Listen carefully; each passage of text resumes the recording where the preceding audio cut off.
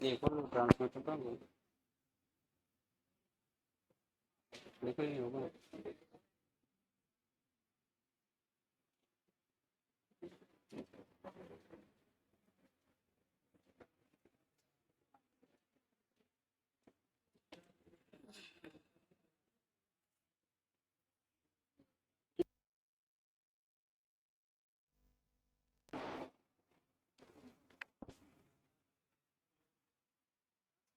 हाँ? और कुछ था क्या? कहीं नहीं चल आ जाओ अंदर आ जाओ। हैं? रुक तो जाओ पहले। एक सर जी के मोबाइल से बना लो, सर जी को मोबाइल दे दो। हैं? हो जी, सर को मोबाइल लो, सर को लूंगा। हम्म, अच्छा उसी टाइम ठीक है। हैं? चालू कर दो फैमिली।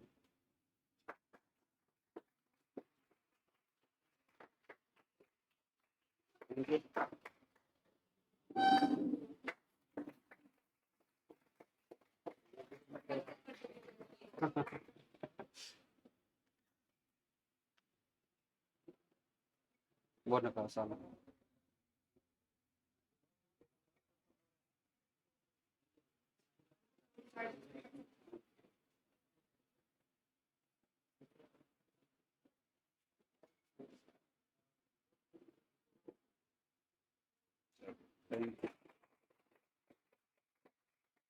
Thank you. बैठ जाओ सभी लोग। अपन ने वीडियो तो देख ही ली सर, सुबह से सबने देख ली। कौन कौन जानता सर के बारे में? सब जानते। सर सबसे ज्यादा क्लास में चर्चा होती है हमेशा। और सिर्फ इतने के लाने इंतजार, बस पेपर था आज, मतलब इसका बीएससी का, इस वजह से कुछ वहाँ चले गए। और उसमें यहाँ पे अपन 2 मिनट हमें सुन लो। सर के बारे में सबको पता है, बताने की जरूरत नहीं, परिचय का वो खुद परिचय है, आप लोग खुद जानते हो बहुत अच्छे से।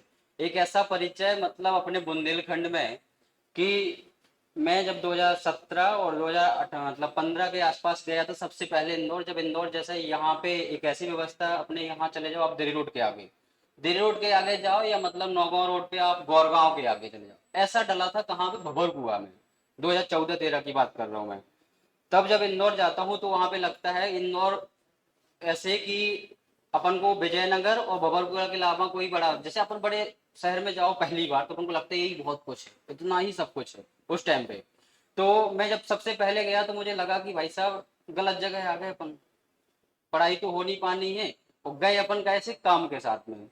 सर का एक अलग ही मतलब, तुम्हें ऐसा लगेगा कि अभी 5 मिनट सुनोगे, वीडियो देखा है सर, अभी पूरे वीडियो देख चुके हैं, सब कुछ पहले से भी देखते रहे हैं।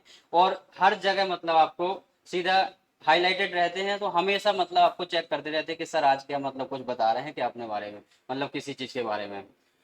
तो हमारा मानना है कि कहीं ना कहीं मतलब जिस जगह हम जा रहे हैं या जिस जगह आ रहे हैं, या यहाँ आ रहे हैं या हम वहां गए थे या मैं गया था या सर ने भी अलग अलग जर्नी रखी, तो मुझे नहीं लगता कि अपने बुंदेलखंड में सर से मतलब कोई इससे ज्यादा मतलब ऐसा मोटिवेशन होगा या ऐसी कोई कहानी होगी जो हमारे बुंदेलखंड की बात करे और हमारे बुंदेलखंड में इस जरिए और इस तरीके से यहाँ जमीनी स्तर से लेके एक डीएसपी के पद तक पहुंचे। कोई नहीं है अपने बुंदेलखंड में अभी तक। मैंने एक चीज बताई कि पूरे भारत में सबसे ज्यादा अगर चर्चित चेहरा है डीएसपी के तौर पे, वो भी मध्य प्रदेश के तो सर का है। आपको पता होगा, आप देखते भी रहते होगे। 3.2 मिलियन लगभग आपके इंस्टाग्राम पे और उससे ज्यादा यूट्यूब अपने दोनों पे, सब जगह मतलब कहीं ना कहीं जमीनी स्तर से काम देखना सर का। घर जाते हैं मम्मी के साथ में कटाई चालू। और कुछ भी करना है, खाना है, बुआ के दे गए, मौसी के दे गए, तो बैठ के दर्जे में खा लेना। मतलब एक जमीन के साथ जुड़ा होना, एक पहला ऐसा अधिकारी मैंने अपने जीवन में देखा हो मैं। मतलब असल में हमारे, तुम लोगों से ज्यादा तो हमारे रोल मॉडल हैं। जब हम 2017 में थे, 18 में, सर का जब पहली बार सिलेक्शन होता है, नहीं था पता किसी को इतना अच्छे से बारे में। अभी 2-3 साल से मतलब सबको पता चलने लगा, क्योंकि सोशल मीडिया इतना एक्टिव हो गया कोरोना के बाद, तो हर चीज हर किसी के बारे में पता चलने लगी कौन क्या कर रहा है, लेकिन पहले नहीं था। लेकिन जिस दिन से पता चलता है उस दिन से लगता है कि भाई साहब अपन तो कुछ है ही नहीं, अपन तो कुछ कर ही नहीं रहे, अपन तो इतने दुष्ट प्राणी हैं इस धरती में कि हम सब, में मतलब बुंदेलखंडी बोलता हूँ यहाँ पे, हम लोग इतने दुष्ट प्राणी हैं मतलब कि सीधा उठे, खाया, तो फिर क्लास आ गए, लिख के ले गए, फिर घर चले गए, फिर बैग रखा, सुबह से फिर आए, फिर ले गए, फिर यहाँ पे लिखा, फिर चले गए, यही चलता आ रहा ना हमारा तो। लेकिन जब इनकी सर की कहानी देखते हैं तो अपन को ऐसा लगता है कि भाई साहब कि अपन ने तो कुछ किया ही नहीं अभी, अपन ने उस सीढ़ी की पहली सीढ़ी भी नहीं चढ़ी असल में, जहां पे हमें जाना है वो उस पहली सीढ़ी पे नहीं पहुंचे अभी। तो कहने का मतलब है मेरा कि हम जिस जगह पे जाना चाह रहे हैं तो एक ऐसा गोल और ऐसा लक्ष्य होना चाहिए हमारा कि हम असल में उस सीढ़ी पे पहुंचने के पहले उसके सारे रास्ते हम क्लियर कर चुके हों। सारे रास्ते क्लियर कर चुके हैं मतलब कि हम हर वो चीज क्लियर कर चुके हों कि हमें पहुंचना कैसे अपने वहां तक, मंजिल तक। क्योंकि जब तक हमें सारी चीजें क्लियर नहीं होंगी तब तक हम कैसे पहुंचेंगे मंजिल पे? पॉसिबल है क्या? हम तो सब कुछ करते रहे हैं, सब कुछ सर के कितना ही अच्छा टीचर क्यों ना पढ़ा दे, जब तक आपका गोल फिक्स ना हो, आपकी सारी चीजें क्लियर ना हो, तो हम पहुंच ही नहीं सकते। तो ऐसे ही कुछ था कि जैसे फॉरेस्ट में सिलेक्शन होता है और उसके पहले मतलब इंजीनियरिंग पढ़ाई होती है, तो बाद में पता चलता है कि मम्मी कहती है अब कमा के दो हमें भैया कुछ, और देना पड़ेगा। क्यों? हम एक युवा अवस्था में जैसे ही आते हैं तो हमें हमारी मजबूरी नहीं, हमारी प्राथमिकता हो जाती है, हमारी जिम्मेदारी हो जाती है कि हम माँ बाप को कुछ रेवेन्यू मतलब रिटर्न दें। रिटर्न क्यों? क्योंकि हम उस जिम्मेदार बन जाते हैं इस बुंदेलखंड में। कब बन जाते हैं? 16 साल निकलते ही हम जिम्मेदारी के पड़ाव में आ जाते हैं हमारे इस बुंदेलखंड में। क्यों? ना तो हमारे इस बुंदेलखंड में बिजनेसमैन व्यक्ति होता है कि बड़ा आदमी है, वो उसको बाद में क्या करना है, नौकरी की तैयारी नहीं करना है। ना हमारे यहाँ पे कुछ ऐसी व्यवस्थाएं होती हैं कि जिससे हम मतलब बहुत बड़ी लंबी चौड़ी परिवार, फैमिली बैकग्राउंड हमारा हो, नहीं होता कुछ भी नहीं। तो पढ़ता कौन है, तैयारी कौन कर रहा होता है? मिडिल क्लास के लोग, पुअर क्लास के लोग, मतलब हम जैसे लोग, हमारे आप जैसे लोग, कि जो असल में कोई दूसरा ऑप्शन नहीं है, या तो तैयारी करेंगे या सिलेक्शन लेंगे, क्योंकि हम ठेला भी नहीं लगा पाते हैं। नहीं लगा पाते ना, थोड़ा सा पढ़ लिया, 11वीं 12वीं 10वीं हो गया, 10वीं में 80 बन गई, अब आप ठेला भी नहीं लगा सकते हैं, मजबूरी है हमारी। तो हमें पढ़ना ही पड़ेगा। तो हमारे सारी चीजें क्लियर हो, तो वो सारी चीजें जब क्लियर हो तो वो वहां पता चलता है कि हाँ हम सिलेक्शन ले पाएंगे या नहीं ले पाएंगे। वो सीखा मैंने, उस फील्ड को मैंने देखा। जैसे ही मैंने बताया था, मेरे तो सब, मेरे बारे में तो सबको पता है। आज सर के बारे में सुनेंगे, सर से सुनेंगे, जो भी आपके सवाल जवाब होंगे आपके कॉम्पिटेटिव प्रतियोगिता परीक्षाओं से संबंधित वो आप पूछेंगे। उसके अलावा कोई पर्सनल लाइफ का हो तो टेम्परेरी सवाल उल्टा सीधा नहीं पूछना, हंसी मजाक वाला चल जाता है, ठीक है ना। लेकिन परीक्षाओं से संबंधित कोई भी सवाल हो तो आप बेझिझक पूछिए और आप आराम से बात कर सकते हैं।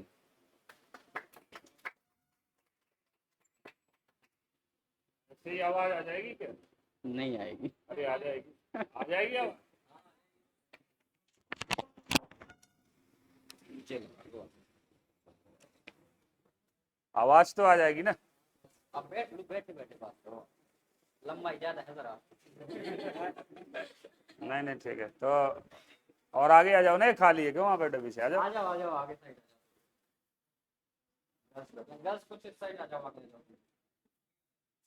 हम लोगों की लड़ाई चल रही क्या उससे? उसमें बैठो, है उसमें बैठो ना गुड़िया, उनके साथ बैठो, वो अकेली हो गई। अच्छा तो आप दोनों आ जाओ, इधर आ जाओ आगे। बस वो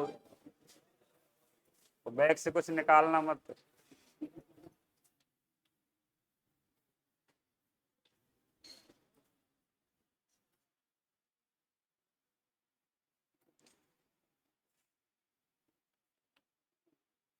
मेरे साथ तो दो चीजें होती हैं कि हालांकि ये बुलाए हैं तो मुझे ये तो नहीं पता कि इनको क्या फायदा होगा, लेकिन ये हो सकता है मैं बोल के जाऊं उसके बाद चार छह लोग अगले दिन से कोचिंग आना बंद कर दें।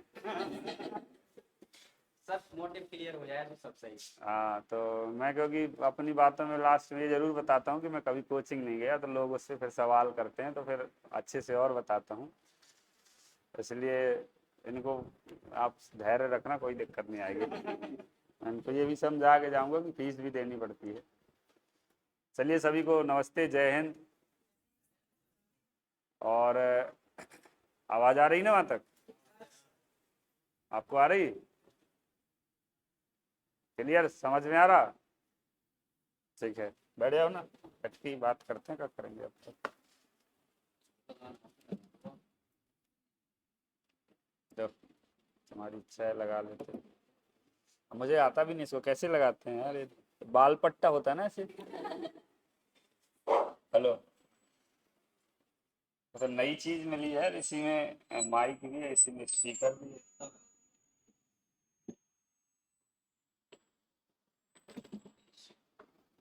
ये भाई फटी लगती अब यार वो चे चे कर रहा है। है। नहीं लगे।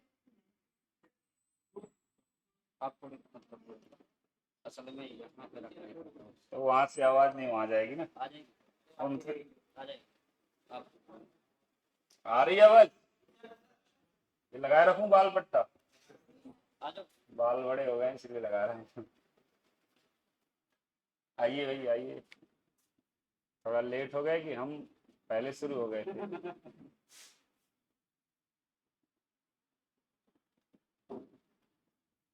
आप लोगों का बहुत बहुत धन्यवाद, जो आप लोगों ने मेरा इस तरह से स्वागत किया। हालांकि ये फूल और ये पंखुड़ियाँ, ये सब मेरे जैसे लोगों के लिए नहीं होती। मैं तो मानता हूँ उन शहीद जवानों के लिए होती हैं, जो मातृभूमि के लिए अपना सब कुछ न्यौछावर कर देते हैं। माखनलाल चतुर्वेदी जी की सुनी होगी ना कविता। और सच, तब तो नहीं समझ में आती थी जब बचपन में पढ़ते थे, रट के सुनाते थे। लेकिन जब हम वर्दी पहन के ड्यूटी करते हैं, अपने साथ वाले जवान को शहीद होते हुए देखा, तब ये पंक्ति समझ में आई सच में कि हाँ यार, सच लिखा था उनने। तो पर आपने हमें किया, इसके लिए हम धन्यवाद ही कह सकते हैं। बाकी तो आप लोग से बात करते हैं। मेरे बारे में इनने बहुत कुछ बता दिया। हालांकि इनने कुछ बताया नहीं, इतना ही बताते रहे कि वो बहुत बड़े हैं, बहुत बड़े हैं। और ये पूछते रहे कि आप लोग जानते होंगे। जानते हो? तो कौन नहीं जानता, ये बताओ पहले। बताओ ना, कोई डरने की बात नहीं है। पहले नहीं जानते थे। अच्छा, और कौन पहले से नहीं जानता? अभी के जानते हो सब लोग? चलो अच्छा, मतलब तुम लोगों के चालान नहीं कटेंगे। हेलमेट लगा के जाओगे तो।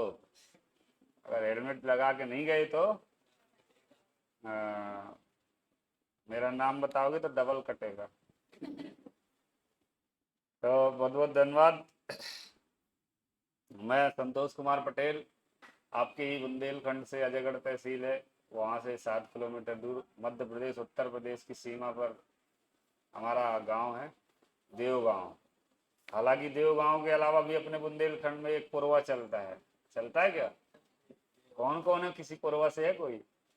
बहुत सारे प्रभावित हो सकते हैं। अरे कोई हो जिसके गांव का पुरवा हो, छोटा सा डला हो, 4 घर का, 6 घर का, जंगल के किनारे, खेत के किनारे, ऐसे नहीं है? हम तो नहीं होते। आप तो हो, आप थी उन्हें को अलग ही हो ना। स्टूडेंट्स में साहब नहीं कोई? अच्छा, कौन से पुरवा के हो? मोटे का परवाना। मोटे का पुरवा। वाह यार, बड़े तो पतले के हो। देखो मैं बड़े के पुरवा का हूँ, तो बड़ा हूँ कि नहीं?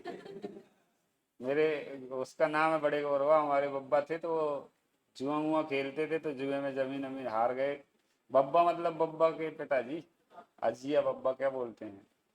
तो वो गांव से चले गए, तो जंगल किनारे फिर बस गए, वहां पर वो रहने लगे। तो हमारे बब्बा लोग 6 भाई थे, तो 6 घर बने। फिर अब 15 चाचा हुए, तो 15 घर बन गए। ऐसे करके 20-22 घर का पुरवा हो गया।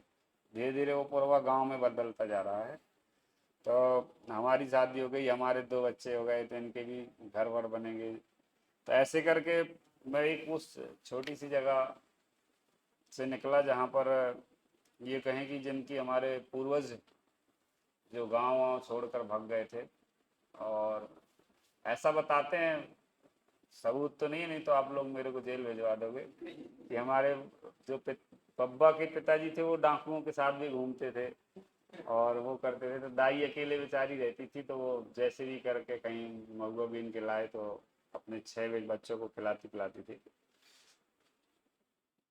तो ऐसी चीज़ें होने के बाद फिर क्या होता है कि हम लोग नॉर्मल बातें कर रहे हैं, ज़्यादा वो इसमें क्या है, दुनिया में एक दूसरे से हम सीखते हैं। सीखते हैं कि नहीं सीखते? अभी आप लोग बड़ा अच्छा लग रहा कि जितनी भी बेटियां बहनें बैठी हैं सब नॉर्मल है। नहीं तो कोचिंग में लाली लिपस्टिक लगा के आती हैं बहुत सी लड़कियां। मेरा कहने का अर्थ है कि नकल बहुत करते हैं हम लोग, कल्पना भी करते हैं और तुलना भी करते हैं। जैसे आज ये ऐसे सच के आया तो कल वो सोचेगा मैं भी ऐसे आऊँ। कोई स्कूटी से आया तो अगले दिन वो कहो घर पे अपने बोले कि मुझे भी स्कूटी चाहिए। होता कि नहीं होता? तो ये लोगों में, दुनिया में आदत है नकल करने की या कल्पना करने की या तुलना करने की कि मैं उससे बेहतर हो जाऊँ। आज ये ऐसा है तो मैं कल इसके जैसा बनूँ या इससे अच्छा बनूँ। तो मैं इसलिए अपनी बातें बता रहा हूँ कि हम भी सब बुंदेलखंड के गांव के हैं। हो सकता है कोई आपके पास बिल्कुल वही समस्या हो, वही हालात हो जो मेरे थे, तो आप अपने आप को तुलना करोगे कि अगर ये कर सकता है तो मैं भी कर सकता हूँ। इसलिए मैं उसी में शॉर्ट में बता के आपसे बातें करूंगा। नींद तो नहीं आ रही किसी को? आ रही हो तो पीछे की बेंच खाली है, मुझे कोई दिक्कत नहीं है ना। कूलर का मुंह भी उधर ही को कर लेना। तो फिर हम लोग वहाँ से निकले। पहले तो हम लोग पढ़ने का कोई मतलब नहीं पता था। हमारे परिवार में कोई ऐसा व्यक्ति नहीं था जो 12वीं पास हुआ हो। एक चाचा थे, वो 11वीं पास थे। वो कॉलेज तो कोई मुझे लगता गया ही नहीं था। हम लोग पढ़ते शुरू किया पढ़ना। फिर हमारे गांव में एक फॉरेस्ट गार्ड आते थे, एक पटवारी कभी कभार आए पटवारी, क्योंकि हम लोग एक ही परिवार था तो लड़ाई भी नहीं होती थी ज़मीन की। तो पटवारी भी कम ही आए, पर नाम सुनते थे कि पटवारी होता है ऐसा, जो लकीर जिधर खींच देता है उधर से लड़ाई चालू हो जाती है। तो पटवारी हो गए, और एक मास्टर, क्योंकि मास्टर स्कूल था गांव में तो आते रहते थे। मास्टर को इतने काम दिए जाते हैं कि पता नहीं वो क्या क्या कर रहा, सर्वे ये वाला सर्वे वो वाला सर्वे और क्या क्या करवाते हैं। तो वो कहीं ना कहीं वो घर घर हो ही आता है, भले ही पढ़ाई के उद्देश्य से नहीं जाए, लेकिन अन्य काम के उद्देश्य से गांव के वो हर एक घर में टीचर हो आता है। तो हम लोग भी, घर वाले बोले पढ़ा करो, पढ़ोगे तो ऐसे मास्टर बनोगे, पटवारी बन सकते हो या फॉरेस्ट गार्ड बन सकते हो। कोई हम लोगों का ऐसा सपना नहीं था कि हम पुलिस वाले बनेंगे या डीएसपी बनेंगे। समय परिस्थिति इंसान को सही जगह ले जाती है अगर वो अपना कर्म करता रहे। हमारा उद्देश्य है सिर्फ कर्म करना और कुछ नहीं करना हमें। तो मैं 4 साल का था। हाँ, 4 2 1999 नहीं, 8 साल के आसपास था, 8 के आसपास। तो स्कूल में चौथी में पढ़ता था उस समय। मेरी एक समय ऐसी तबीयत खराब हुई कि गांव में पहले तो झाड़ फूक करते हैं, करते हो कि नहीं करते? ये तो ऐसे गर्दन हिला जैसे यही पूरी ज्योति सी वो क्या बोलते हैं झाड़ फूक वाले को, अघोरी हो गया, तांत्रिक। बगल बगल दो बैठी हैं अघोरी। तो होता है ऐसा, 6 माह तक हुआ तो मेरी बीमारी इतनी सीरियस हो गई कि जो फेफड़ों में ब्लड होता है आसपास, ये हार्ट में सब जगह, वो क्या बनता है पानी में चेंज होने लगा। फिर इसके बाद वो जब ऑपरेशन नहीं निकला तो वो पस बन गया, मवाद बन गया। फिर ऑपरेशन हुआ। आज भी मेरे यहाँ पर इतना सा गड्ढा है। जब कभी हम लोग स्विमिंग पूल में नहाते हैं या देखते हैं तो साथ वाले तत्काल प्रश्न करते हैं, बोले ये गोली लग गई थी क्या? कुछ भी ऐसा गोली में ही गड्ढा होता है जब फोर्स से आती है। तो एक तो गोली यहाँ लगती है तो आदमी बचता नहीं है। लेकिन मान लो ईश्वर ही बचा ले, कुछ ऐसा हो जाए तो फिर बताना पड़ता है कि ऐसा हुआ था। उस समय तक मैं पढ़ने में भी बहुत गधा था, ज़्यादा रुचि नहीं होती थी पढ़ने में। और परिवार की हालात सही नहीं थे तो बहुत सारा कर्ज भी हो गया था। हमारी बहन की भी शादी हुई थी उस समय, बाल विवाह हुआ था। तो मैं उस समय एक, अभी आप लोगों ने एक कहानी देखी होगी, हम एक सतना गए थे, एक बच्ची की शादी का हमने संकल्प लिया है। तो एक सफाई कर्मी थे संतू भाई, संतू वंशकार। तो उनने हमें ब्लड दिया था उस समय, 1999 की बात है। एक बार चाहूँगा कि उनके लिए ज़रूर ताली बजाइए। तो ऐसे लोग बहुत कम मिलते हैं। और मतलब वो भी दोस्ती पता कैसे हुई थी? सुपारी तंबाकू के चक्कर में। हमारे पिताजी बहुत खाते थे तो उनने उसको खिलाया तो दोस्ती हो गई। इसीलिए कई बार बोलते हैं कि दोस्त साथ भले ही ना दे लेकिन गिलास वाला, वो गिलास वाला दोस्त भले ही ना साथ दे लेकिन गिलास वाला देता है। क्यों देता है क्या? गिलास वाले अच्छे दोस्त बनाना, गिलासों के चक्कर में मत पड़ना ना, क्योंकि गिलास के दोस्त के पास पैसे ही नहीं होते। वो बाकी दिल दे सकता है, सही पूरा सब कुछ दे सकता है। क्या? अच्छा, वाह यार, क्या बात है। तो वैसे ही वो सुपारी तंबाकू की दोस्ती थी, तो उन्होंने हमें ब्लड दिया। उसके बाद मेरी शायद दूसरा जन्म हुआ, ऐसा मेरी माँ बताया करती है। फिर बदलाव आया है मेरे जीवन में। हम बुंदेलखंड के लोग हैं, इसलिए मैं एक ये बात इसलिए बताता हूँ कि हम लोग थोड़ा सा छुआछूत भी मानते हैं। ईमानदारी से हाथ उठा देना, कौन कौन मानता है? उठाओ हाथ। अच्छा, किसके घर वाले मानते हैं?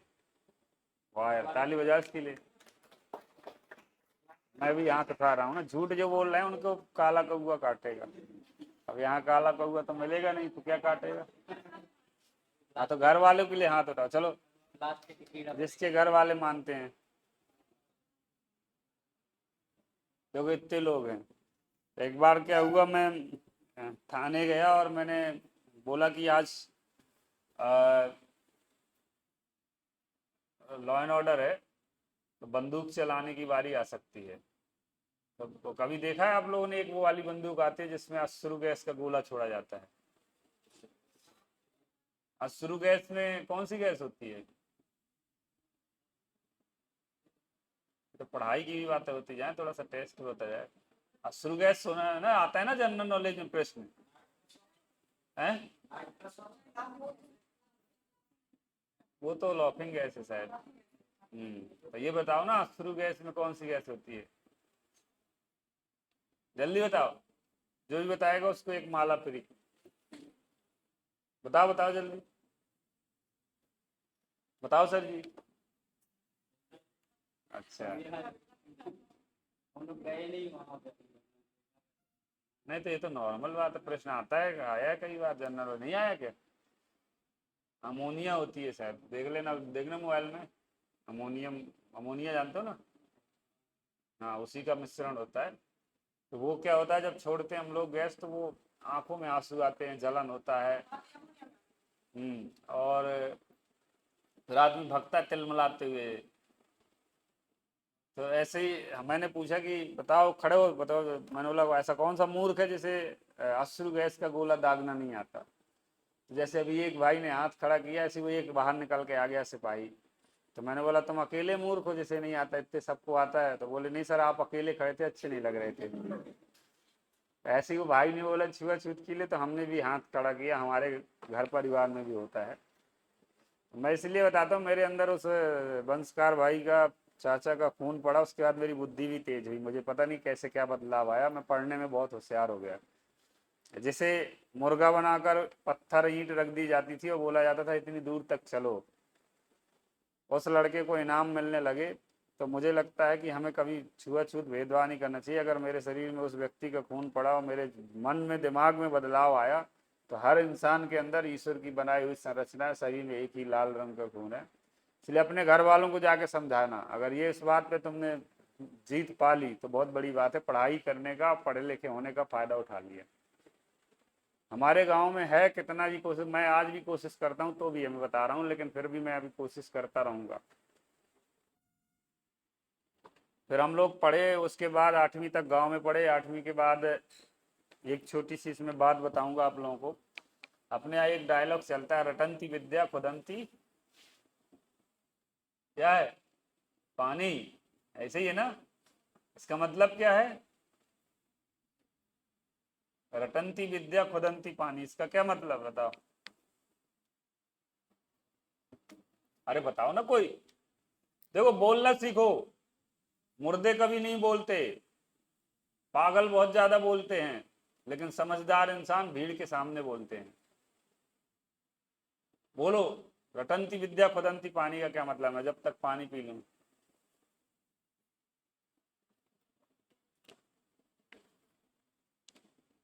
आप बताओ गुड़िया, आप आईडी डाले हो ना? हाँ, खड़े हो, खड़े हो ना, इसमें क्या है, गाली थोड़ी देना है। बताओ रटंती विद्या खुदंती पानी का मतलब क्या है? अरे सही सही नहीं बताओ। अरे यार, इसमें कौन सा अलग है, उसमें लिखा ही है। बताओ, कोई इधर बताओ, लड़के बताओ।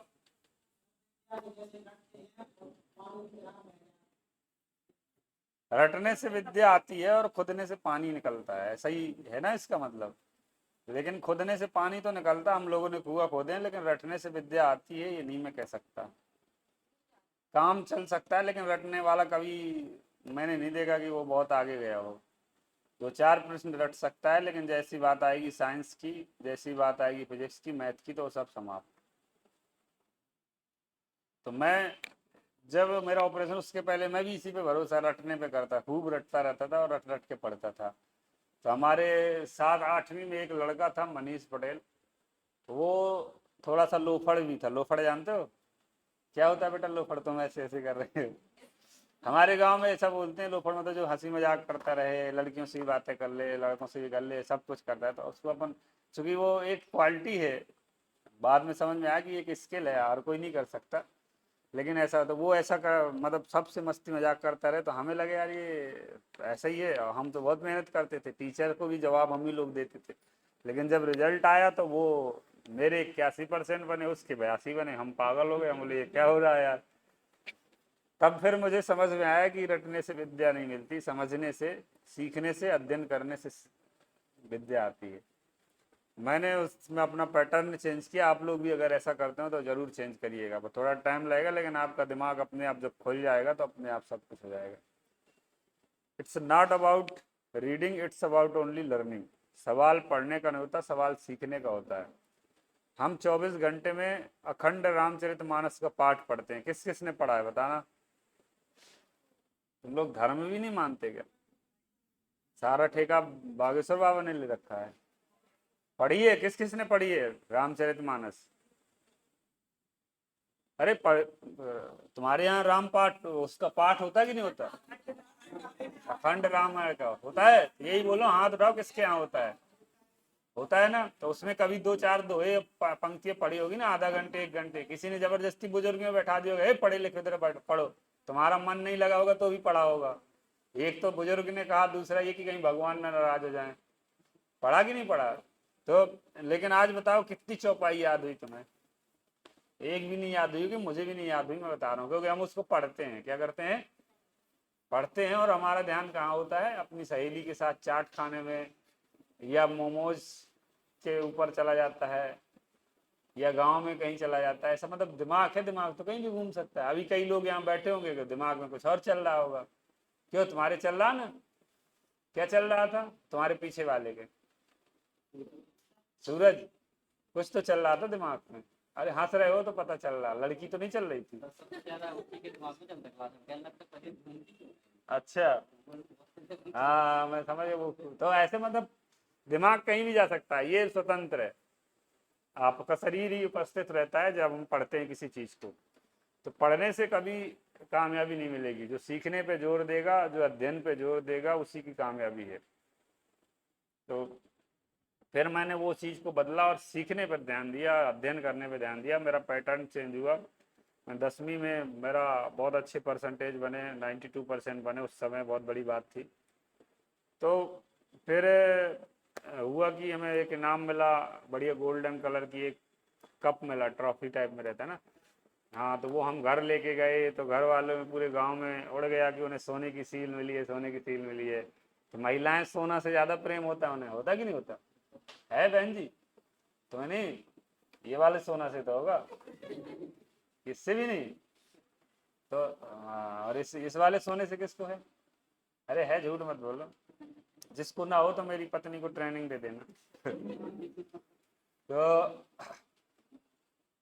तो सब महिलाएं, अच्छा हाँ भाभी जी, वो कम पहने हैं। अच्छा है, भाई साहब को बड़ा सुकून रहता होगा ना कि चोरी की डर से नहीं पहन के आई हैं। तो अच्छा, इनके लिए एक बार ताली बजाइए मेरे। आप तैयारी करते हैं? मतलब तैयारी भी चल रही है और ऑफिस में संभालते हैं। आपके घर से हैं क्या? अच्छा, अरे तो ताली बजा। अच्छा, तैयारी भी कर रहे हैं। मुझे लगा आप स्टूडेंट हो। लेना मनोज, स्टार्ट कर। तो वो सब देख रही है कि तुम, तो बढ़िया फिर तो। सोने की बात कर अच्छा, ये वाले सुन, रहे हैं। नहीं ये बात हाँ उन्हें प्रेम है ना सोने से। हाँ वो तो होगा ही, वो तो महिलाओं को होता है, पुरुषों को भी होता है, लेकिन फ्री का मिल जाए तो उसमें पैसे लगते हैं ना, इसलिए वो सोचते हैं अरे यार कितना कौन लेगा, ये होगा, सारा बैलेंस खराब हो जाएगा। तो मैं क्या, हाँ, तो सोने की सील देखने आई कई महिलाएं, तो वो एक मोटिवेशन था। मैं ज़्यादा बात नहीं कर रहा, देखो मैं ये मुझे जिनने मान लो मुझे सॉल्व दिया, ठीक है, मेरी आज की स्थिति ऐसी है कि मुझे ज़्यादा वो नहीं, लेकिन एक अगर एक स्टूडेंट को मिल जाए तो मुझे लगता है ये सॉल्व कभी ट्रेन में भी उड़ता होगा, जब कहीं परीक्षा देने जाता होगा, ये सॉल्व वो जाके अपने कमरे में जिसमें ऊपर पंखा लगा है, नीचे दरी बिछा के और सोता है, उसमें भी बिछा सकता है, सोता होगा। क्योंकि मैंने भी एक बार मुझे सॉल्व मिला था, मैं 2-4 साल तक यूज़ किया था। तो ये जो सम्मान छोटे से होते हैं, छोटे नहीं होते, सम्मान कभी छोटे नहीं होता, भले ही हम कहें बहुत बड़ा होता था। वो मेरे लिए इतना बड़ा मोटिवेशन था, जो महिलाएं देखने आ रही हैं वो मेरी माँ, बड़ा, माँ तो माँ होती है, वो तो बढ़ा बढ़ा के बताते अरे मेरे लड़के को मिली, देखो शायद छूना मत उसको, दूर से देख लो, और ये वो हो जाएगा, ये हो जाएगा। तो वो चीज़ें मन में मोटिवेट करती हैं अंदर से कि यार हमें और करना है, ये तो क्या छोटी चीज़, हमें और बड़ी चीज़ लेके आना है। तो इसलिए सम्मान करते रहना चाहिए एक दूसरे का। मैं भी कोशिश करता हूँ जब भी कोई स्टूडेंट कामयाब होता है, बड़ा अच्छी उपलब्धि प्राप्त करता है, तो मैं उसके घर जाता हूँ, उसका सम्मान करता हूँ। तो वो मेरे लिए एक बदलाव था। फिर मैं पढ़ता रहा, 10वीं के बाद 12वीं इंजीनियरिंग की, इंजीनियरिंग के बाद फिर 12वीं के बाद इंजीनियरिंग करने भोपाल आए। अभी लोग, आप लोग सभी ग्रेजुएशन में होंगे, तो वहाँ पर एक बदलाव आता है। जब हम ग्रेजुएशन में जाते हैं, शुरुआती पड़ाव होता है, तो हम 13 से 19 साल कहलाती टीन एज। क्या होती है? Teen age. कौन सी होती है टीन? जो टीन के नीचे बैठती है, टपरिया के नीचे बैठती है, क्या बोलते टीन एज को? किशोरावस्था। हाँ, वो तो ट्रांजिशन होता है युवावस्था की ओर, लेकिन सही बता रही भाई गुड़िया, किशोरावस्था बोलते हैं ना, कि और कुछ बोलते हैं? हाँ, तो 13 से 19 को बोलते हैं इंग्लिश में, वैसे ही 13 to 19। तो ये बर्बाद होने की उम्र होती है। काहे की? थोड़ा जोर से बोलो, किसकी उम्र है? अरे जोर से बोलो, तुम बर्बाद हो गए हो क्या? बर्बाद होने की उम्र है, वो सही बोल रहा हूँ, बहकने की उम्र है। और इसी उम्र में लड़का बर्बाद होता है। अगर कहानी ना पता हो तो देख लेना, कई होंगे जिसके 10वीं में को 80-85%, 90 बने होंगे, 12वीं में इतने बने होंगे, और आज हो गया होगा वो 25 साल का, लेकिन कुछ नहीं हो पाया होगा। हमने कई देखे अच्छे अच्छे होशियार। तो टीन एज ऐसी उम्र है जिसमें व्यक्ति बहकता है, शरीर में हार्मोन्स चेंज होते हैं, चाहे वो प्यार की ओर जाए, चाहे पैसे की ओर जाए। उसके लिए मैंने कहीं 2 लाइन लिखी थी, तुम लोगों को भी सुनाता हूँ, वाह वाह करना, ठीक है? जो सो रहे हो वो भी करना। सूरज, तुम सबसे जोर से करना, एक बार करके बताओ वाह वाह कैसे करते हैं। क्या ना, आशीष ना? हाँ आशीष, जोर से करना, ठीक है? कि किताबों से मन उचटने लगता है। और लड़की ने सुनी और हंसने लगी है। किताबों से मन उचटने लगता है, जब दिल किसी और से चिपकने लगता है। तुम ताली अकेले बजा रहे हो, तुम वहीं पे चिपके हो क्या? बाकी बचे हो तो अच्छी बात है, लेकिन बच के रहिएगा। दिल सिर्फ प्यार में नहीं, पैसे से भी चिपकता है। दोनों में बड़ा वो है, बहकता है आदमी, बहुत जल्दी खुद को संभाल नहीं पाता, वो कोई निर्णय नहीं ले पाता। जैसे जब हम कभी पानी में जाते हैं और नीचे पैर लगना बंद हो जाता है, और जिसे तैरना नहीं आता तो वो हमेशा डूबता ही है, क्योंकि डर जाता, वो लौट नहीं पाता, वो पैर उसके बढ़ते जाते हैं। ये हम देखना, आप कभी ट्राई करके देखना, जिसको तैरना ना आता हो, भले ही रस्सी बांध के जाना कि मरो नहीं, वापस आ जाओ, लेकिन ये 100% है। जैसी ऐसे ही है, जहाँ से ये प्यार या पैसे में उड़ा हो थोड़ा सा, या डूबा सो डूब गया। तो इसीलिए इन चीज़ों से बच के रहिएगा, अपने माता पिता का पैसा बर्बाद मत करिएगा, और अपना ध्यान किताबों पे रखिएगा। किताबें ही जीवन बदलती हैं। अगर मोहब्बत करनी है तो किताबों से करो, क्योंकि किताबें सपने सजाती हैं। चलो, आपकी तालियां सुन के लग रहा है कि कुछ बात समझ में आई है। तो इससे जरूर वो करिएगा, दूर रहिएगा। अभी हो गया हो किसी को तो छोड़ देना, उसको ये बोलना कि 4 साल के लिए छोड़े हैं, फिर तुम्हें बुला लेंगे। ऐसा भी कर सकते हो, कर सकते हैं क्या? क्यों भैया, कर सकते हैं ना ऐसे? हाँ, नहीं नहीं तो तुम में इतनी कमी थोड़ी है यार, इतने कमजोर नहीं दिख रहा, अच्छे दिख रहे हो। मैं लड़की होता तो ऐसे फूल फेंक के मारता, पर तुम्हारे तक पहुंचे ही नहीं फूल। तो इन चीज़ों से दूर रहिएगा। हमारे साथ भी युवा इंजीनियरिंग में गए तो हम इतने सुंदर नहीं थे, प्यार को तो पता ही नहीं चला, लेकिन पैसे में ज़रूर हम बहक गए। हमें लगा कि जो माता पिता से हम पैसा लेते हैं पढ़ाई के लिए वो ना लेना पड़े, तो हम खुद अपनी व्यवस्था कर लें, खुद से सेल्फ डिपेंडेंट बन जाएं। तो उसके चक्कर में हमने मार्केटिंग ज्वाइन कर ली। मार्केटिंग को क्या बोलते हैं हिंदी में?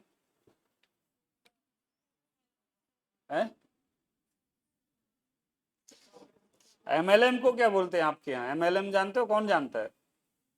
वाह यार, अकेला व्यक्ति है जो पागल दिख रहा है मुझे। क्या बोलते हैं बता भाई? हैं? क्या बोला? फुल फॉर्म बताओ। है?